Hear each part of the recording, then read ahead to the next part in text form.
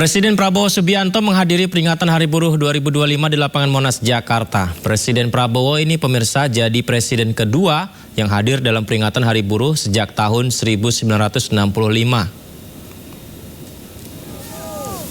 Ya, ini yang terjadi pada siang hari tadi atau sekitar pukul 10 pagi tadi. Kita bisa saksikan Presiden Prabowo Subianto yang tiba di lapangan Monas disambut riuh ribuan buruh yang hadir. Presiden Prabowo menyalami para buruh yang menunggu kedatangannya.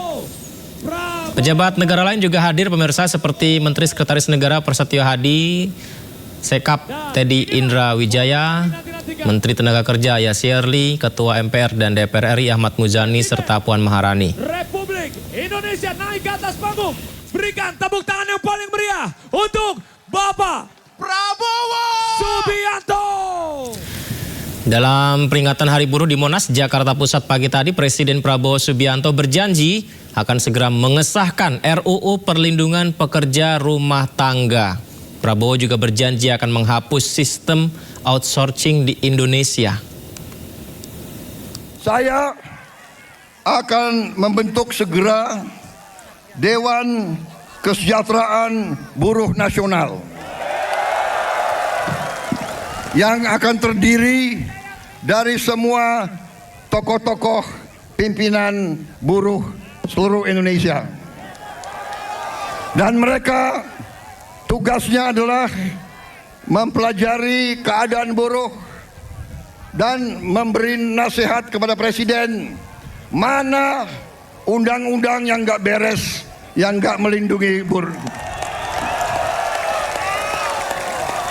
Mana regulasi yang nggak benar, mereka memberi masukan ke saya dan segera akan kita perbaiki, saudara-saudara sekalian.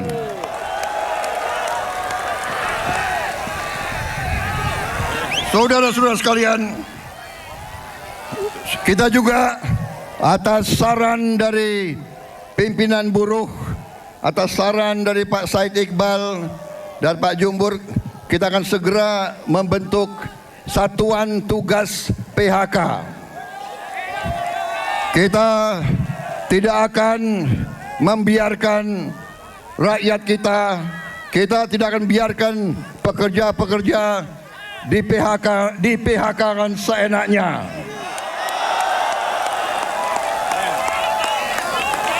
Bila perlu, tidak ragu-ragu kita, negara akan turun tangan, saudara-saudara sekalian. Saudara-saudara sekalian, juga kita akan segera meloloskan RUU Perlindungan Pekerja Rumah Tangga.